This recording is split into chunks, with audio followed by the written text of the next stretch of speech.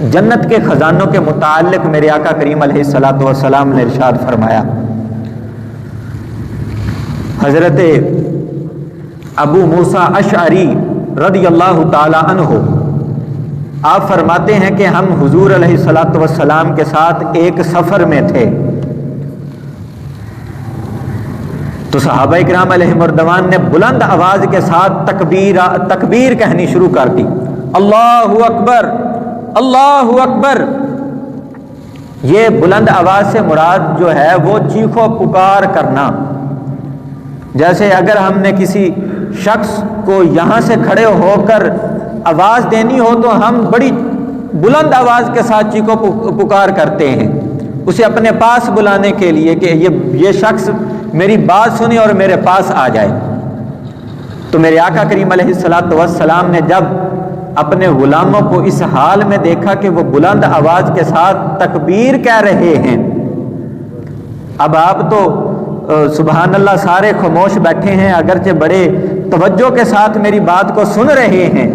جب حضور علیہ الصلوۃ والسلام کے صحابہ کرام حضور کے پاس آ کر بیٹھتے, حضور ان کو جب واعظ و نصیحت کرتے تو حضور کے غلام حضور کی واعظ و نصیحت کو سن کر نعرہ تکبیر لگایا کرتے,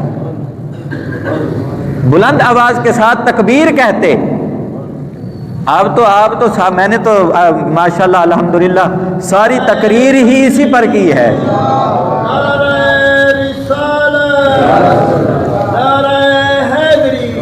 بارک اللہ.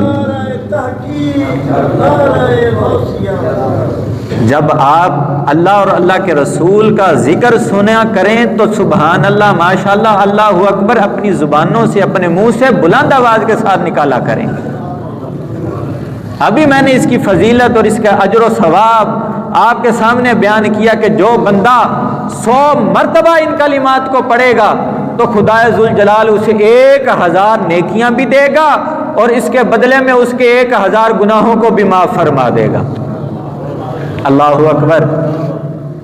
آپ کے غلام فرماتے ہیں کہ حضور علیہ الصلوۃ والسلام نے جب یہ سنا کہ میرے غلام بلند آواز کے ساتھ تکبیر کہہ رہے ہیں تو حضور نے فرمایا کہ اے میرے غلاموں اپنی جانوں پر نرمی کرو, نرمی کے ساتھ پیش آؤ.